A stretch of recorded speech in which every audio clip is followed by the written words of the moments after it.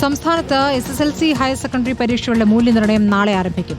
70 കേന്ദ്രങ്ങളിലായി 10,500 അധ്യാപകരും ആണ് മൂല്യനിർണ്ണയം നടത്തുക. മെയ് 3-ാം വാരം ഫലം പ്രഖ്യാപിക്കാനാണ് ലക്ഷ്യമിടുന്നത്. ഹയർ സെക്കൻഡറിയിൽ 24,000-ഓളം അധ്യാപകരാണ് മൂല്യനിർണ്ണയം നടത്തുക. മെയ് 4-ാം വാരത്തോടെയാണ് ഫലപ്രഖ്യാപനം.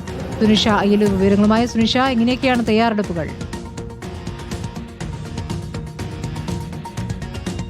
സ്മൃതി, പൂർണ്ണമായും വാല്യുവേഷനുള്ള തയ്യാറെടുപ്പുകൾ സംസ്ഥാനത്ത് നടക്കുകയാണ് എന്നുള്ളതാണ് മനസ്സിലാക്കുന്നത്. SSLC ഹയർ സെക്കൻഡറി പരീക്ഷകളുടെ മൂല്യനിർണ്ണയമാണ് നാളെ മുതൽ ആരംഭിക്കുന്നത്.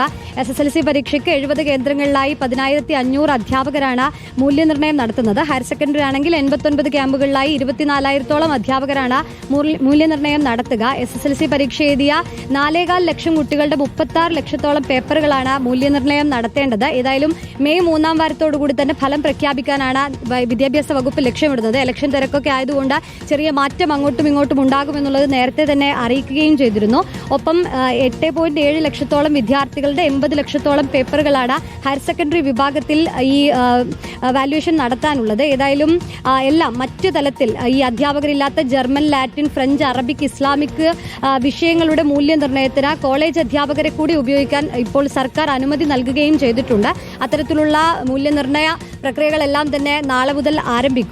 ഈ +2-ന്റെ ഈ ഹയർ സെക്കൻഡറിയുടെ പരീക്ഷ അതെല്ലാം കൂടിയാകും ഉണ്ടാവുക എന്നുള്ളതാണ് മനസ്സിലാക്കുന്നത്. ഒപ്പം 9-ാം ക്ലാസ് വരെയുള്ള കുട്ടികളുടെ എല്ലാം ക്ലാസുകളിലെല്ലാം പരീക്ഷാഫലം മെയ് 2-ന് പ്രസിദ്ധീകരിക്കുകയും ചെയ്യും. അതിലും മിനിമം മാർക്ക് നിലവിൽ ഇപ്പോൾ ഉണ്ട്. 30% മാർക്ക് വാങ്ങാത്തവർക്ക് 28 മുതൽ 30 വരെ പുനഃപരീക്ഷ നടത്താനുള്ള ക്രമീകരണങ്ങൾ കൂടി നടത്തുന്നുണ്ട്. അങ്ങനെ പൂർണ്ണമായും ഈ പരീക്ഷാ മൂല്യനിർണ്ണയത്തിലേക്ക് കടന്നിരിക്കുകയാണ് വിദ്യാഭ്യാസ വകുപ്പ്. ഇനി അങ്ങോട്ട് ഒരു 10-15 ദിവസം മൂല്യനിർണ്ണയം തന്നെ ആയിരിക്കും. വിവിധ ക്യാമ്പുകളിലായി അധ്യാപകർ ഇനി മൂല്യനിർണ്ണയം നടത്താൻ പോവുകയാണ്. മെയ് 3-ാം വാരം 4-ാം വാരം ആകുമ്പോഴേക്കും 10ാം ക്ലാസിന്റെയും ഹയർ സെക്കൻഡറി കുട്ടികളുടെയും ഒക്കെ ഈ റിസൾട്ട് എത്തും.